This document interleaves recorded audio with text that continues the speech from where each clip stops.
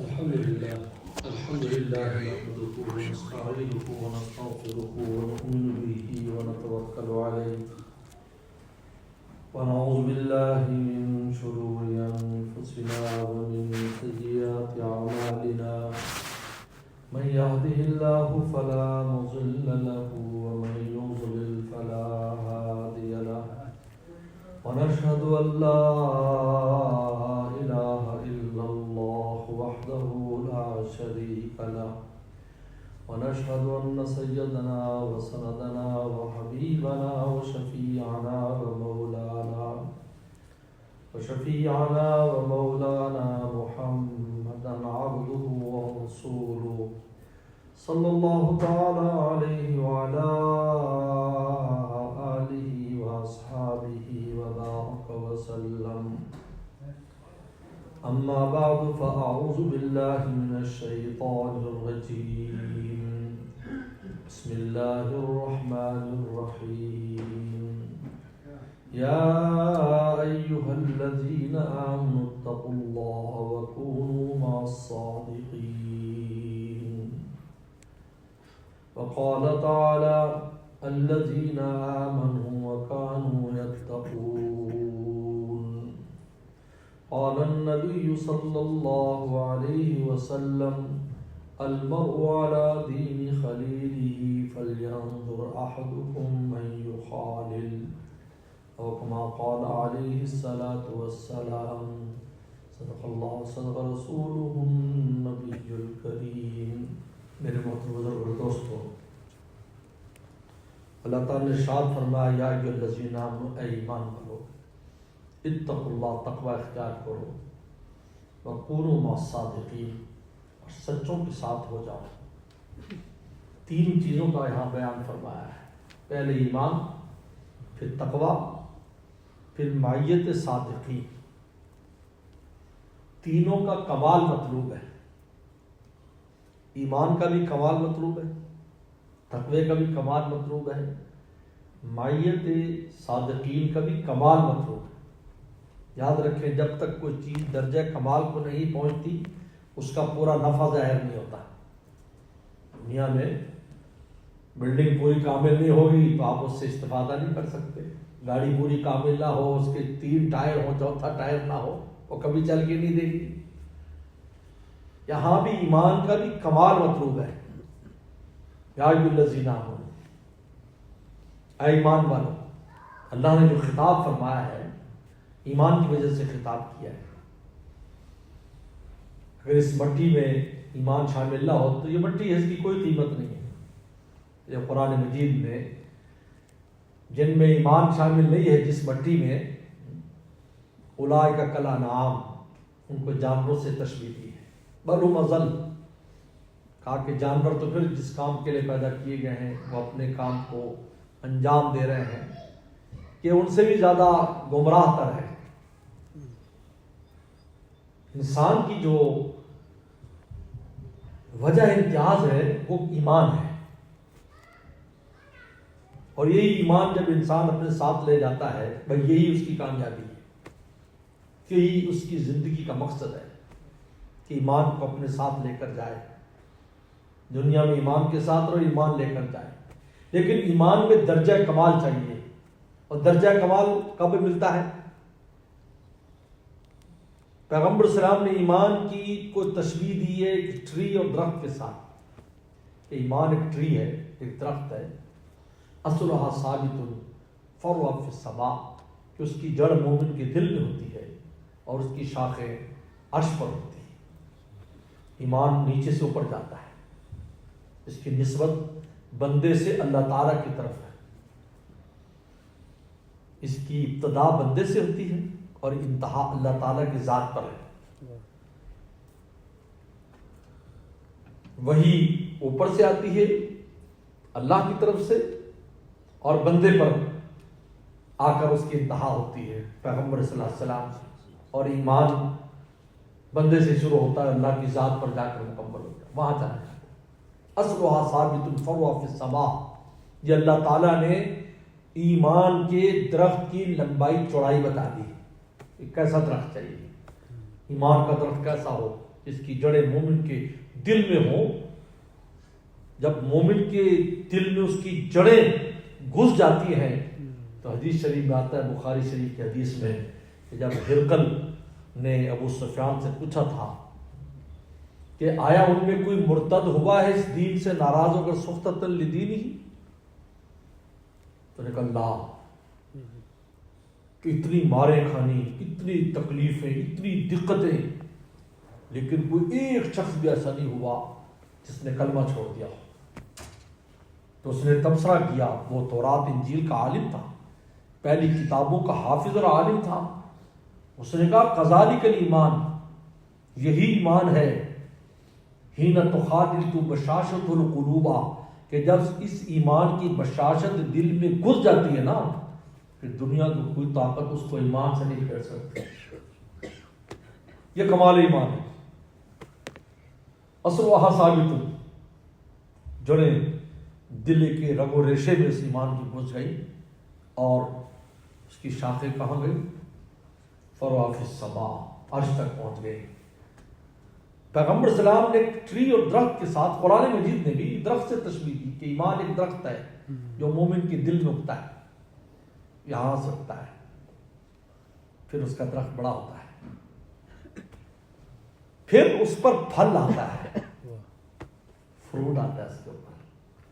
اس کو آپ نے فرمایا وجد حلاوت الایمان، وہ آدمی ایمان کی مٹھاس کو پاتا ہے. وہ کہا بتائیں ایک فروٹ ٹری ہو، فروٹ ٹری آپ نے لگایا اور فروٹ نہ آئے، یہ کامل نہیں ہے، یہ کمپلیٹ درخت نہیں ہے، انکمپلیٹ ہے، اس لیے کہ وہ فروٹ ہی نہیں دے رہا ہے. مقصد تو فروٹ تھا. آپ نے مینگو کا لگایا، مینگو نہیں دے رہا ہے. کھجور کا لگایا، کھجور نہیں دے رہا ہے. ایپل کا لگایا، وہ ایپل نہیں دے رہا ہے. تو درخت تو ہے، ٹری تو ہے، لیکن اس ٹری کا جو مقصد حاصل نہیں ہوا. پیغمبر صلی اللہ علیہ وسلم نے کمال ایمان کی نشانی بتا دی، وجد حلاوت الایمان، یہ مومن بندہ اس کی مٹھاس کو پاتا ہے، اس کا میٹھا میٹھا پھل اس کو محسوس ہوتا ہے. حکیم الامت تھانوی رحمۃ اللہ فرماتے ہیں کہ سعید توکل شاہ رحمۃ اللہ علیہ کی زیارت کی تو ان سے ملاقات کی، فرماتے تھے اشرف علی جب اللہ کا میں نام لیتا ہوں میرے منہ میں مٹھاس آ جاتی ہے. سبحان اللہ، سبحان اللہ. حضرت فرماتے تھے شاہ فضل الرحمان صاحب گنج مراد آبادی رحمۃ اللہ علیہ، جن کے حکیم الامت تھانوی رحمۃ اللہ نے 105 سال کی عمر میں نجارت کی تھی.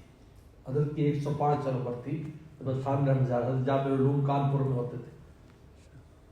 فرماتے تھے مولانا جب میں سجدہ کرتا ہوں نا، مجھے ایسے لگتا ہے جیسے اللہ نے مجھے کس کر لی ہے، مجھے اتنا مزہ آتا ہے.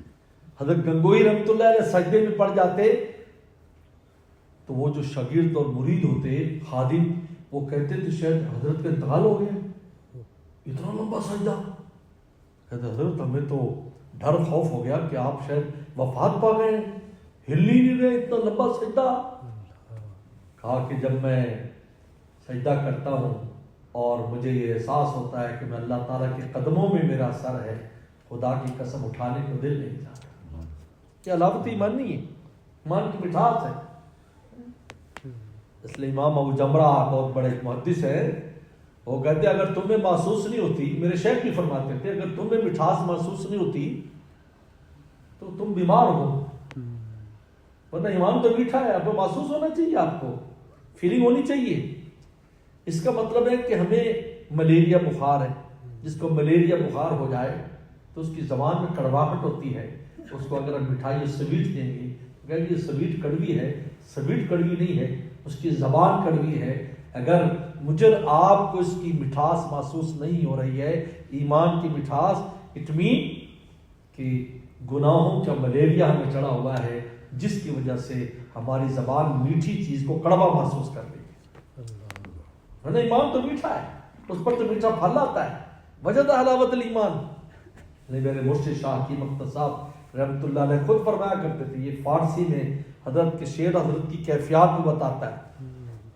اور حضرت جب اس شعر کو سناتے تھے خلوت میں ہمیں رونے لگ جاتے تھے کہ از لب نادیدہ صد بوسہ رسید، کہ نظر نہ آنے والے ہونٹوں سے میرے دل کو 100 کس اور 100 بوسے ملتے ہیں. از لب نادیدہ صد بوسہ نصیب منچے گویم میں تمہیں کیا کہوں روح چے لذت چشید میری روح کو کیا مزہ آتا ہے میں اپنے الفاظ اور ورڈز میں اس کو بیان نہیں کر سکتا. وجد علاوت ایمان ایمان کی مٹھاس ملتی ہے. یہ کوئی تصوراتی چیز نہیں ہے. وجد یجد کا جو لفظ ہے یہ عربی زبان میں حقیقت میں کسی چیز کو گین کرنے کے لیے یوز ہوتا ہے. یہ تصور میں نہیں حقیقت میں اس کا مطلب ہے حقیقت میں. اس لیے ابو جمرہ نے لکھا کسی نے کہا کہ جی ہمیں تو کوئی ایسی فیلنگ نہیں ہوتی آپ کیسے کہہ رہے ہیں کہ ایمان میٹھا ہوتا ہے. انہوں نے کہا بھائی اگر کوئی چاند کو دیکھ لے فرسٹ نائٹ کا جو چاند ہے پہلی تاریخ کا جو چاند دیکھ لے اور تمہیں نظر نہ آئے تمہاری نظر کمزور ہو اور ایک آدمی دیکھ لیتا ہے میں نے مون دیکھ لیا اور وہ گواہی دیتا ہے 2 آدمی گواہی دیتے ہیں تو تمہیں اس کی بات تسلیم کرنی پڑے گی. تمہاری اپنی آنکھ کا قصور ہے چاند کا قصور نہیں ہے. اگر چاند کا قصور ہوتا تو کسی کو بھی نظر نہ آتا لیکن دوسروں کو نظر آتا ہے تمہیں نظر نہیں آتا. تمہاری آنکھ کا قصور ہے. اگر اتنے بڑے بڑے اکابر اتنے بڑے بڑے اللہ والے اور صحابہ کرام کی جماعت اگر اس ایمان کی مٹھاس کو محسوس کرتی تھی اگر مجھے آپ کو محسوس نہیں ہوتا تو پھر آپ کی فیلنگ کا خرابی ہے اس ایمان کی خرابی نہیں ہے. اس پر کمال مطلوب ہے. کمال ایمان چاہیے. ایمان ایسا قابل ہو کہ جس کا میٹھے پھل کو بھی انسان محسوس کرے. جس کے علامات بھی بیان کی ہیں. اگر آپ ایسی فیلنگ نہیں ہے تو آپ کی لائف میں اس کی فیلنگ ہونی چاہیے کہ آپ کو نیکی کرنے میں مزہ آنا چاہیے. گناہ سے آپ کو وحشت ہونی چاہیے. گناہ سے ایسے وحشت ہو دور ہو گناہوں سے وحشت محسوس کرے. جس طرح بری چیز سے انسان کو گھن آتی ہے ایسے گھن آئے. ہمارے شاہد الغنی پھول پور رحمۃ اللہ علیہ ہمارے دادا مرشد حضرت تھانوی رحمۃ اللہ کے بڑے خلیفہ تھے. حضرت کا عجیب عالم تھا کہ ایک بار لوگوں نے وہ چونکہ حضرت کہیں پڑھانے جاتے تھے تو اچھے نگاہ نیچی کر کے جاتے تھے تو ایک بار کسی بدکار عورت سے کسی نے کہہ دیا شرارت کی. ہر زمانے میں اللہ والوں کے دشمن ہوتے جب نبیوں کے دشمن ہیں تو ان کے غلاموں کے دشمن بھی ہوتے ہیں اور اللہ تعالیٰ کی اس میں حکمتیں ہوتی ہیں. کذالک جعلنا لکل نبی عدوا ہم نے ہر نبی کے لیے دشمن بنایا ہے. اس کا ایک اللہ تعالیٰ کا ایک نظام ہے. اللہ کے پیاروں کے بھی دشمن ہوتے ہیں. سب کو واہ واہ تو نہیں ہوتی. اگر 4 ماننے والے ہیں تو 10 مخالفت کرنے والے بھی ہوتے ہیں. تو انہوں نے شرارت کی اور اس بدکار عورت کو کہا کہ جب یہ یہاں سے گزرے تو تم ان کے سامنے آ جانا. کیونکہ حضرت بالکل اپنی نگاہ کی حفاظت کرتے تھے. بلکہ حضرت کا تو عجیب عالم تھا کہ اگر کہیں گزر رہے ہوتے کوئی گندگی پڑی ہوتی تو وہاں بھی نگاہ ہٹا لیتے کہ بھائی میں یہ نگاہ جو قرآن مجید پر پڑتی ہے یہ نگاہ جو پاکیزہ چیزوں پر پڑتی ہے اس نگاہ کو میں گندی چیز پر کیوں ڈالوں. اللہ معاف فرما ہم تو گناہوں میں اپنی نگاہ کو خراب کرتے ہیں جو اللہ نے پاکیزگی کے لیے پیدا فرمائی ہے. نگاہ تو پاکیزگی کے لیے پیدا کی ہے. اس نگاہ سے تو ہم نے اللہ تعالیٰ کی زیارت کرنی ہے. جس نگاہ سے اللہ تعالیٰ کی زیارت کرنی ہو مومن نے اس نگاہ کو گندگی میں استعمال کرے یہ مومن کی شان نہیں ہے. یہ مومن ہی ایسا کر سکتا ہے کہ جس کو پتا ہے کہ اس نگاہ کو وجوہ یومئذ ناظرہ الی ربہا ناظرہ کہ یہ نگاہ ایک دن آئے گا کہ تر و تازہ چہرے اللہ تعالیٰ کی زیارت کر رہے ہیں. انہیں آپ کو زیارت ہوگی. لیکن کب زیارت ہوگی جب اس نگاہ کو پاکیزہ رکھا. تو وہ اچانک اور سازش کی حضرت جا رہے تھے اچانک سامنے میرے شیخ نے فرمایا اچانک سامنے تو حضرت نے ایسے کر کے جو سامنے کوئی آ گیا ایسے کر کے پر نگاہ پڑی حضرت کو قے آ گئی وومیٹنگ شروع ہوئی. وومیٹنگ شروع کہا حضرت کو کیا ہوا. کہا کہ بھائی کبھی بھی یہ نگاہ غلط جگہ پر نہیں گئی یا اچانک یہ انہوں نے پتہ نہیں کس بات میں پتہ چل گیا کہ سازش کی تو مجھے اس پر قے آ گئی. یعنی اس کا کیا مطلب ہے. اس کا مطلب ہے کہ اتنی پاکیزگی مومن میں اتنے پاکیزگیوں کے گناہ سے اس کو وحشت آئے اس کو ابکائی آئے اس کو وومیٹنگ ہونے لگے گناہ کا تصور کرنے سے بھی نہ کہ مزے لے استغفر اللہ. کمالی ایمان، ایمان میں کمال مطلوب ہے. پھر تقوی، تقوی میں بھی کمال مطلوب ہے. کمال تقوی، کمال تقوی کا آخری درجہ یہ ہے ہر غیر اللہ کو چھوڑ دیتا ہے. اس لیے حضرت عبداللہ بن عمر رضی اللہ تعالیٰ عنہ، بخاری شریف میں آتا ہے لا یبلغ عبد حقیقت التقوی، بندہ تقوی کی حقیقت اور کمال تک نہیں پہنچ سکتا حتی یدا ما حاک فی صدر، کہ دل میں کھٹکنے والی چیز کو بھی چھوڑ دیتا ہے. تو تھوڑا سا کھٹکا چھوٹ کو چھوڑ دیا. سری حرام تو بہت دور کی بات ہے، شبہات والی بات تو بہت دور کی ہے، صرف کھٹکا ہوا دل میں تھوڑا سا ایسی وہ آیا کہ بس چھوڑ دیا، نہیں ہم نے اس کام کو نہیں کرنا. میرے شیخ فرماتے تھے 10 گلاس ہوں، 10 گلاس 9 گلاس صاف ستھرے ہوں، ایک میں شبہ ہے تو بھائی چھوڑ دو نا اس کو. 9 میں سے کوئی پی لو پانی، وہ ضروری اسی کو پینا ہے. یا کہ پوچھتے مولانا صاحب آپ بتائیں نا مفتی صاحب کسی طرح جائز ہو سکتا ہے؟ ہو بھائی جب نہیں موجود ہے تو پھر پیغمبر صلی اللہ علیہ وسلم کے پاس صحابی آتے ہیں ایک مسئلے کے لیے 400 کلومیٹر کا سفر کیا ہوا ہے ایک مسئلہ پوچھنے کے لیے. اس سے پتہ چلتا ہے جس انسان کو فکر ہوتی ہے اپنے ایمان کی، اپنے تقوی کی، وہ لاوبالی زندگی بسر نہیں کرتا. ہمارے استاد مفتی ولی حسن ٹونکی رحمۃ اللہ علیہ ابن نوری ٹونک کے شیخ الحدیث تھے. حضرت شیخ زکریا رحمۃ اللہ کے بڑے خلیفہ تھے. الحمدللہ ان کی خدمت کرنے، جوتے اٹھانے کی توفیق ملی، بلکہ ان کی الحمدللہ ان کی بخاری شریف الحمدللہ اس فقیر کو حضرت کے تمام شاگردوں میں سے اللہ نے توفیق دی. اس کی پہلی جلد بھی مرتب کیا، دوسری جلد بھی میں مرتب کر رہا ہوں. ماشاءاللہ الحمدللہ 40 سال کے بعد یہ 10 سال تو اس کا مواد تلاش کرنے میں لگ گئے اور اب الحمدللہ اس پر کام ہو رہا ہے. اللہ کا بڑا شکر ہے. حضرت نے ہمیں ایک واقعہ سنایا کہ دارالعلوم دیوبند کے محتم حضرت مولانا شبیر عثمانی رحمۃ اللہ علیہ کے بھائی ایک بار رات کو قرآن مجید کی تلاوت کر رہے تھے. سردی کا موسم تھا، جاڑا تھا، بڑا سخت سردی تھی. تلاوت کرتے کرتے ایک سوال دل میں پیدا ہوا کسی آیت کے بارے میں. اب اللہ والے تو بڑے غور و فکر کے ساتھ تدبر کے ساتھ پڑھتے ہیں، معنی کو دیکھ کر اس میں کیا.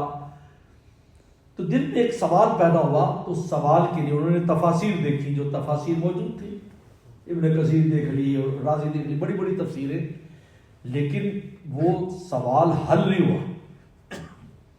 تو گھبرا گئے، فوراً جو ہے انہوں نے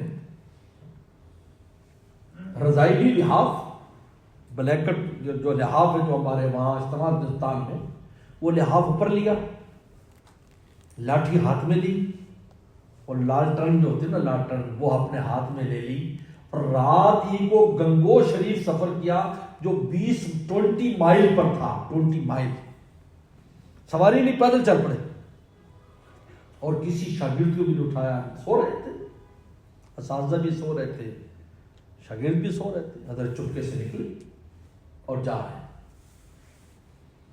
حضرت جب وہاں پہنچے گنگو شریف تو تہجد کا وقت تھا. حضرت مولانا رشید گنگوئی رحمۃ اللہ علیہ کو خادم وضو کرا رہا تھا. حضرت نابینا اس وقت ہو گئے، حضرت وضو کر رہے تو انہوں نے سلام جب کیا تو حضرت آواز پہچان. حضرت کی حس بہت تھی، عجیب ہے. حضرت گنگوئی رحمۃ اللہ کی حس، یہ تقوی کی برکت ہے کہ دل ایسا ہو جاتا ہے کہ مجمع ہوتا تھا اور حضرت نبی میں کوئی بچہ آ کر بیٹھتے تھا، بچہ فرماتے کوئی بچہ آیا ہے. حضرت آپ کو کیسے پتہ چلا؟ کہا کہ اس کی سانس جو ہے نا، سانس وہ بھی میں فیل کر لیتا ہوں، بڑے آدمی کی سانس اور بچے کی سانس. یعنی اندر کی آنکھیں تھی، اگر جب باہر کی آنکھیں نہیں تھی. فرمایا کوئی بچہ ہے اور آگے بچھا لیتے، بچے کو پیار کرتے. چھوٹے بچے آ جاتے تھے بزرگوں کے یہاں، یہ معمول رہا ہے، بچے آتے تھے اور تاکید کرتے تھے اپنے بچوں کو لایا کرو تاکہ بزرگوں سے ان کی شناسائی ہو جائے. حضرت ڈاکٹر عبدالعی صاحب کتنے بڑے انسان تھے، وہ خود فرمایا کرتے تھے ہم بچے تھے حضرت تھانوی میں اور ابا لے جاتے تھے. ہم بچے لوگ تھے، وہاں جا کے شرارتیں بھی کرتے تھے، لیکن وہ جو نگاہوں میں بزرگوں کی ہماری جو چیز جمی، بس اسی نے ڈاکٹر عبدالعی بنا دی. میں نے خود آسٹریلیا میں گیا، آسٹریلیا میں ایک فیملی مجھے ملی،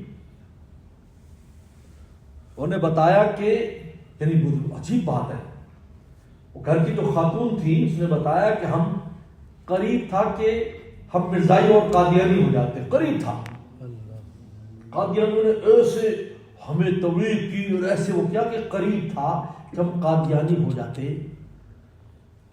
تو اچانک دل میں خیال آیا کہ جب میں 6 سال کی تھی تو میرا ابا مجھے حکیم اختر صاحب کی خدمت میں لے کر گیا تھا، 6 سال کی بچی دعا کرانے کے لیے۔ تو اچانک میرے ذہن میں آیا کہ وہ جو بزرگ تھے وہ لوگ تو ان کو برا کہتے تھے اور ہم ان کے دین کو قبول کرنے والے ہیں، کاش اس چیز نے اینڈ سر پر جا کر ہمیں واپس خدا نے لیا۔ مجھے خود بتایا کہ وہ جو 6 سال کی عمر میں زیارت کی تھی، یہ زیارتیں رہ گا نہیں جایا کرتی، جن نگاہوں سے اللہ اپنے پیاروں کو دکھا دے پھر ان نگاہوں کو جہنم میں بھیج، ایسا نہیں ہوتا، لیکن محبت سے زیارت کی ضرورت ہوتی ہے کہ محبت کے ساتھ دیکھے۔ میرے مرشد فرمایا کرتے تھے، اور برما میں یہ بات فرمائی، برما میں حضرت کے ساتھ برما کا میں نے سفر کیا، حضرت نے فرمایا ہوا کیا کہ وہاں پر واقعی ہوا کہ ایک آدمی آیا اور وہ پیچھے آ کر بیٹھی، رات کیسے مجلس لگی تھی، ایک گھر میں تھے ہم، تو آدمی آیا تو بالکل عجیب حالت تھی اس کی، بڑے بڑے بال تھے اور کانوں میں کانٹے تھے اور جو چوڑیاں پہنی ہوئی تھی گلے میں اور ایسے ہار سے پہنے ہوئے تھے، اور پیچھے کونے میں آ کر وہ بیٹھ گیا، آگے مجلس سے وہ پیچھے آ کر بیٹھ گیا۔ تو عجیب سی، تو ہم تو خادم لوگ تھے، تو خادم لوگ ہر طرف نظر رکھتے ہیں کہ حضرت کو کوئی ضرورت پڑ جائے، تو میری نظر اس پر پڑی، بڑی بڑی وحشت سے ہوئی، کیسا دیکھ، تو ویسے وہاں جانے میں کچھ مسئلہ ہو گیا تھا، ایئرپورٹ سے جانے نہیں دے رہے تھے کہ تم مولوی لوگ اور صوفی لوگ یہاں کیا کر رہے ہیں، اب پتہ ہے وہاں کی حکومت بڑی سخت حکومت ہے۔ تو وہ آ کر بیٹھ گیا، حضرت کو ایسے دیکھ رہا ہے، اور اردو بھی نہیں سمجھتا تھا اتنی، عربی زبان سمجھتا تھا، لیکن وہ حضرت کو ایسے دیکھ رہا۔ تو جب چلا گیا تو میں نے جب خلوت میں حضرت گئے تو میں نے کہا کہ حضرت آج جو مجمع تو آیا ہوا تھا ان میں اکثر واقف لوگ تھے جو روزانہ آتے ہیں، لیکن آج ایک جوان آیا تو اس کی یہ کیفیت تھی اور آپ کو بڑے غور سے دیکھ رہا تھا۔ تو حضرت نے فرمایا کہ بھائی اس کا محبت سے دیکھنا رہ گا نہیں جائے گا، محبت سے دیکھنا رہ گا نہیں جائے گا، آپ حقیقت مانیں۔ اگلے دن بھی 2 دن بعد ہم نے واپس بنگلہ دیش آنا تھا، ڈھاکہ آنا تھا، اگلے دن ہی وہ نوجوان آیا اور نوجوان نے آ کر حضرت میر صاحب حضرت کے خادم سے ان سے کہا کہ بھائی مجھے حضرت سے اکیلے میں ملنا ہے، میں نے تو کل دیکھا تھا اسی حالت میں آیا، اندر چلا گیا، حضرت کے ساتھ 15 منٹ 20 منٹ حضرت کے ساتھ بیٹھا ہوگا، تیزی سے نکلا، اور جب گھنٹے ڈیڑھ کے بعد آیا تو سب کچھ اتارا ہوا تھا، بال بھی منڈوائے ہوئے تھے اور سب جو چوڑیاں اور گلے سے وہ اور کانٹے وانٹے سب، 2-3 دن وہاں رہا، اس کے چہرے پر صاف نور نظر آتا تھا کہ اس کو کوئی چیز حاصل ہو گئی۔ اللہ رہے گا نہیں جانے دیتے۔ تو خیر حضرت گنگوئی رحمۃ اللہ علیہ وضو فرما رہے تھے، مفتی صاحب نے سلام کیا تو حضرت نے جواب دے کہا کہ مفتی صاحب، حضرت وفا سے پہچان گئے، اتنی رات کو اور سردی کے موسم میں آپ کیسے آئے؟ کہا کہ حضرت قرآن مجید کی میں تلاوت کر رہا تھا اور فلاں جگہ پر میرے دل میں شکار ہو گیا، مجھے ڈر لگا اگر مجھے اسی طرح موت آ گئی تو ایسا نہ ہو کہ میرے ایمان میں فرق آ جائے، تو میں دوڑتا ہوا آیا تاکہ میں اپنے اشکال کو دور کر لوں، تاکہ میرے دل کے اندر کوئی ایسا وسوسہ نہ رہے جس سے میرے ایمان میں فرق آئے۔ یہ ایمان کی فکر ہے۔ تو آپ نے وضو کرتے کرتے جواب دے دیا کہ بھائی اس کا تو یہ جواب ہے۔ حضرت فرماتے جو ہی حضرت نے کہا تو میرا دل کھل گیا، ایسے کھل گیا، ایسے جکڑا ہوا تو ایسے دل کھل گیا، سینہ کھل گیا، اور میں نے کہا حضرت جزاک اللہ اب اجازت دیجیے میں واپس جانا چاہتا ہوں. نے فرمایا کہ بھائی نہیں بھائی صبح ناشتہ کر کے جانا. کہا کہ نہیں حضرت مجھے سبق پڑھانا ہوتا ہے اس لیے آپ مجھے اجازت دیجیے. تو حضرت فرماتے تھے مفتی ولی حسن ٹونکی رحمۃ اللہ علیہ کہ ان لوگوں کو اپنے ایمان کی اتنی فکر ہوتی تھی ذرا کوئی ایسا واقعہ ہو جاتا فوراً بڑوں کے پاس بھاگتے تھے علماء کے پاس بھاگتے تھے کہ بھئی جلدی بتاؤ تاکہ ایسا نہ ہو کہ میں اسی طرح دنیا سے چلا جاؤں اللہ کو کیا منہ دکھاؤں گا.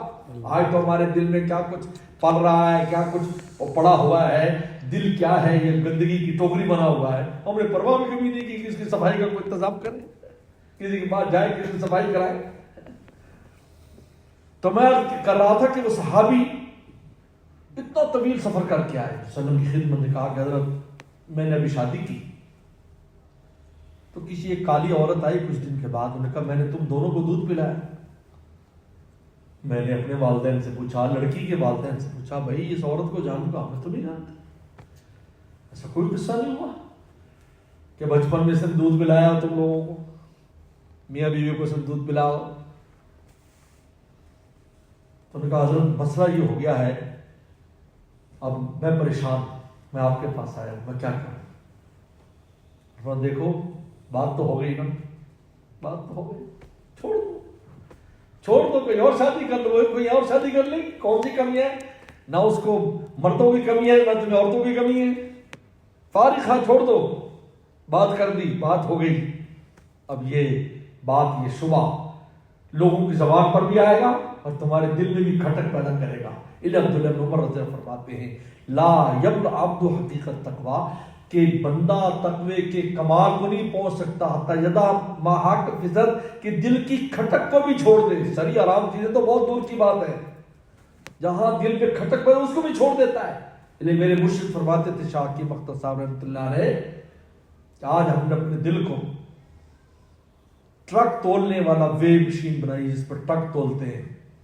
یعنی کوئی بہت بڑا گناہ ہو تو ہمارے دل میں کچھ ہلچل ہوتی یار ہم نے برا کیا ہے. چھوٹے موٹے گناہ ہو تو ہمیں پرواہ بھی نہیں ہوتی. فرمایا نہیں اس کو گولڈ سمتھ کی وے مشین بناؤ گولڈ سمتھ کی اس پر رتی اور تولا بھی تلتا ہے.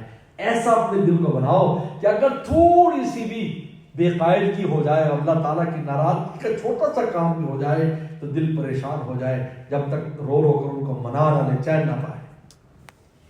یہ نہیں کہ بڑے لوگ کہتے ہیں وہ کہتے ہیں ہم کو زنا کرتے ہم کو چوری کرتے ہم کو ڈاکہ کرتے اوہو یعنی بس ہم تو ولی اللہ ہیں پھر ہمارے ساتھ ایسے کیوں ہو رہا ہے. بھائی ایسا نہیں ہے. یہاں تو شبہات یہاں تو دل کی کھٹک غیر اللہ بھی اگر دل میں آتا ہے اس پر توبہ استغفار کرنے کی ضرورت ہے. جب یہ آیت اتری ہے الیس اللہ بکافٍ عبدہ کہ اللہ کافی نہیں بندے کے صحابہ رونے لگے. اللہ نے ہماری شکایت کی ہے کہ ہم غیروں سے دل وابستہ رکھتے ہیں ہمارے دل میں غیروں کا خیال آتا ہے. آج تو ہم زبان سے کہتے ہیں یار میرا بیٹا ہے بڑا ہو کر میرا سہارا بنے گا میرا بھائی میرا سہارا بنے گا میری حکومت میرا سہارا بنے گی میرا فلاں. اللہ تعالیٰ کی ذات کہاں ہے اس میں مجھے بتائیں. الیس اللہ بکافٍ عبدہ سوائے اللہ کی ذات کی کوئی چیز سامنے نہیں ہے. یہ اور کونوا مع الصادقین ان دونوں چیزوں میں کمال پیدا ہوتا ہے. میت صادقین سے اس میں بھی کمال چاہیے ڈھیلا ملا نہیں چاہیے. آج ہم ڈھیلا ملا تعلق بزرگوں سے رکھتے ہیں. ڈھیلا ملا تعلق سے نہیں ہوگا مضبوط تعلق سے ہوگا جس کو علامہ آلوسی نے بھی کہا ہم نے اپنے شعر سے سنا کونوا معہم ان کے ساتھ تکون مثلہم ایسے ہو جاؤ کہ ان جیسے ہو جاؤ. یعنی ان کا پورا فیضان اپنے بزرگوں کی پوری کیفیات میں منتقل ہو جائے جس طرح صحابہ اکرام نے رسول اللہ سے سارا کچھ لے لیا تھا. پیغمبر اسلام کی کون سی ادا تھی جو کسی صحابی میں نہیں تھی پوری دنیا میں کو پھیلایا. ڈھیلا ملا تعلق نہیں چلتا. آج ہم بزرگوں کے پاس آتے جاتے ہیں تعلق میں لیکن ڈھیلا ہے جس کی اس سے تقویٰ بھی ڈھیلا ہے ایمان بھی ڈھیلا ہے. کیونکہ اللہ تعالیٰ نے ان کی مضبوطی کے لیے کونوا مع الصادقین کے ساتھ نازل کیا کہ دیکھو میرے پیاروں کے ساتھ رہو ان کے پاس ان کے ساتھ تعلق رکھو یہ دل ان کے ساتھ جوڑو. اس لیے مولانا جلال رومی رحمۃ اللہ علیہ فرماتے ہیں کہ مہر پاکاں درمیان دل نشاں ہے. میرے دوست پاک لوگوں کی محبت کو اپنے دل میں جگا دو. دل میں پاک لوگوں کی اللہ کے پیاروں کی محبت کو جگا دو. دل مدا الا بمہر دل خوشاں، دل ان کو دو جن کا دل اچھا ہے، اللہ کی محبت میں ان کو دل دینا اور کسی کو دل نہ دینا، جب ان کو تم دل دو گے وہ تمہارے دل کو بھی اچھا کر دیں گے۔ میرے دوستو کونوا مع الصادقین، جب انسان میت صادقین اختیار کرتا ہے، حضرات صحابہ کرام کو صحبت سے سارا کچھ ملا، جو ملا صحبت سے ملا صحابہ کرام۔ میرے شیخ فرماتے ہیں سیدنا صدیق اکبر رضی اللہ تعالیٰ عنہ جو ہے، ان کو اللہ نے جو مقام دیا تھا طول صحبت کی وجہ سے دیا ہے، کیونکہ نبی کریم صلی اللہ علیہ وسلم کی عمر 20 سال تھی، سیدنا صدیق اکبر رضی اللہ عنہ کی عمر 18 سال تھی، صحبت شروع ہو گئی، اس وقت سے صحبت شروع ہے، اور پھر 63 سال تک صحبت چلتی ہے۔ کتنی لمبی صحبت! باقی سب کی صحبت تو آپ کے نبی بننے اور 40 سال کے بعد شروع ہوئی، آپ کی صحبت سیدنا صدیق اکبر رضی اللہ عنہ کی صحبت 18 سال کی عمر سے شروع ہوئی، پیغمبر صلی اللہ علیہ وسلم سے دوستی ہوئی اور رات دن آپ کے ساتھ رہے، اور پھر غار یار کی جو مسل دنیا میں بنی وہ آپ ہی کی وجہ سے غار یار اور غار مزار کی مسل آپ کی وجہ سے بنی، اور آپ نے فرمایا پیغمبر صلی اللہ علیہ وسلم نے ما صب اللہ فی صدری الا صببت فی صدری ابی بکر، اللہ نے جو میرے سینے میں اڑیلا تھا میں نے ابو بکر کے سینے میں اڑیل دیا۔ سبحان اللہ۔ چنانچہ اس کا ظہور کیسا کب ہوا؟ اس کا ظہور جب نبی کریم صلی اللہ علیہ وسلم دنیا سے گئے تب پتہ چلا کہ ابو بکر میں کیا چیز ہے، اتنا نرم مزاج والا شخص، اتنا نرم مزاج والا، بات بات پر رونے والا شخص، اس کے اندر کیسی استقامت کہ پوری امت کو اس وقت سنبھالا۔ اس لیے حضرت عمر رضی اللہ تعالیٰ عنہ، جن کے بارے میں عائشہ صدیقہ رضی اللہ عنہ ایک بار پوچھا تھا کہ اے اللہ کے نبی صلی اللہ علیہ وسلم، کیا آپ کی امت میں کوئی ایسا امتی ہے جس کی نیکیاں ستاروں کی طرح ہو؟ گرمی تھی، رات کا وقت تھا، او ستارے ستارے، سٹار ہر طرف، کسی کو ہے؟ فرمایا ہاں عمر، میری امت میں عمر ہے جس کی نیکیاں ستاروں سے بھی زیادہ ہیں۔ اور وہ کیا کہتے تھے کہ ابو بکر 2 نیکیاں مجھے دے دے، ایک غار کی نیکی دے دے اور ایک جس دن رسول اللہ دنیا سے گئے اور امت کو سنبھالا، یہ 2 نیکیاں مجھے دے دے، ساری نیکیاں میرے لیے دے دے۔ وہاں پیغمبر صلی اللہ علیہ وسلم غار میں پیغمبر صلی اللہ علیہ وسلم کو سنبھالنے والے، پیغمبر صلی اللہ علیہ وسلم کی خدمت میں رہنے والے، سانپ سے ٹسمانے والے، بلکہ بعض نے تو عجیب بات لکھی ہے کہ پیغمبر صلی اللہ علیہ وسلم کا جو انتقال ہوا، شہادت ہوئی تھی، ہمارے استاد فرماتے تھے مفتی حسن توقی رحمۃ اللہ علیہ، آپ اس زہر سے شہید ہوئے تھے جو آپ کو خیبر میں دیا گیا تھا۔ اس لیے جب پیغمبر صلی اللہ علیہ وسلم کا انتقال ہونے لگا، فرمایا قضی ابھری عیشہ، میری رگیں کٹ رہی ہیں، میری رگیں، اس زہر کا اثر جسد میں موجود رہا، لیکن آپ کی جسمانی قوت کی وجہ سے وہ زہر دبا رہا، لیکن جب آپ کمزور ہو گئے اس زہر نے آپ کی رگیں کاٹ دی، جس سے فرمایا قضی ابھری، فرمایا کہ میری جو ہے وہ رگ کٹ گئی۔ ہمارے استاد مفتی ولی حسن توقی رحمۃ اللہ فرمایا کرتے تھے کہ پیغمبر صلی اللہ علیہ وسلم نے تمنا کی تھی کہ میں شہید ہو جاؤں اللہ کے راستے میں، اللہ نبی کی تمنا کو خالی نہیں چھوڑتے۔ اللہ تعالیٰ نے پیغمبر صلی اللہ علیہ وسلم کو یہ اعزاز عطا فرما دیا کہ ان کی شہادت ہوئی، وہ جو زہر دیا گیا، جنگ کی حالت میں زہر دیا گیا۔ اور سیدنا صدیق اکبر رضی اللہ تعالیٰ عنہ نے جو سانپ نے کاٹا تھا تو اس کا زہر کا اثر رہا، ان کے انتقال کے بارے میں لکھا ہے کہ وہ جو سانپ کے زہر سے ان کا انتقال ہوا۔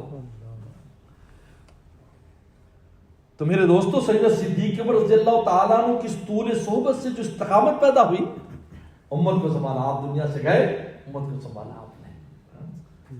میرے دوستو، کونوا مع الصادقین، مولانا رومی نصیحت کرتے ہیں، دل متا الا بمہر دل خوشا۔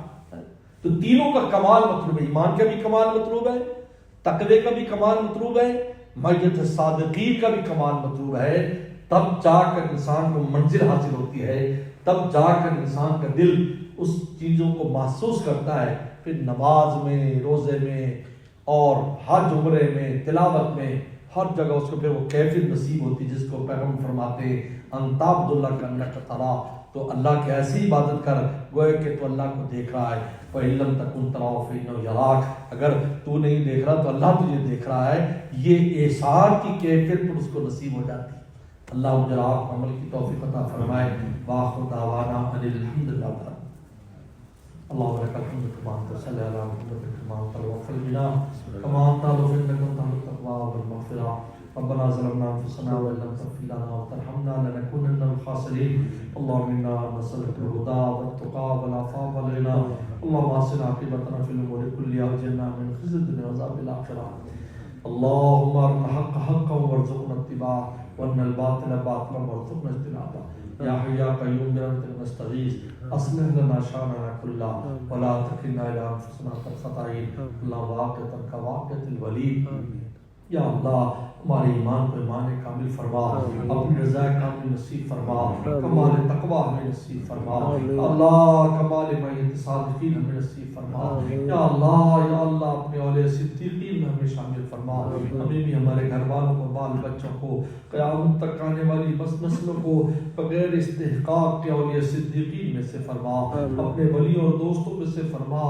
یا اللہ ہم وقت آپ کو راضی رکھنے کی توفیق عطا فرما آپ کی ناراضگی سے بچنے کی توفیق عطا فرما یا اللہ ان دیار کے مسلمانوں کی اور ان کے اولاد کی ایمان کی اعمال کی یا اللہ مال جان کی خوب خوب حفاظت فرما یا اللہ خوب خوب حفاظت فرما یا اللہ تمام ایمان والوں کو ولایت خاصہ نصیب فرما غیر مسلموں کو بھی ایمان کی توفیق عطا فرما یا اللہ عافیت دار نصیب فرما ہمارے مرحومین مرحومات کی مغفرت فرما بیماروں کو شفا عطا فرما پریشان دوستوں کی پریشانی دور فرما رزق کی تنگیوں کو دور فرما قرضوں کے بوجھ کو دور فرما ہر دوست کی جو بھی حاجت اپنے خزانوں سے ہماری حاجات کو پورا فرما باتیں بیان مجھے بھی اور دوستوں کو عمل کی توفیق عطا فرما اللہ یہ نعمتیں اللہ ہمیں بغیر استحقاق کے اپنے خزانوں سے نصیب فرما ربنا تقبل منا انك انت السميع العليم تب علينا انك انت التواب الرحيم صلی اللہ تعالی علی خیر خلقہ محمد و آلہ وصحبہ اجمعین.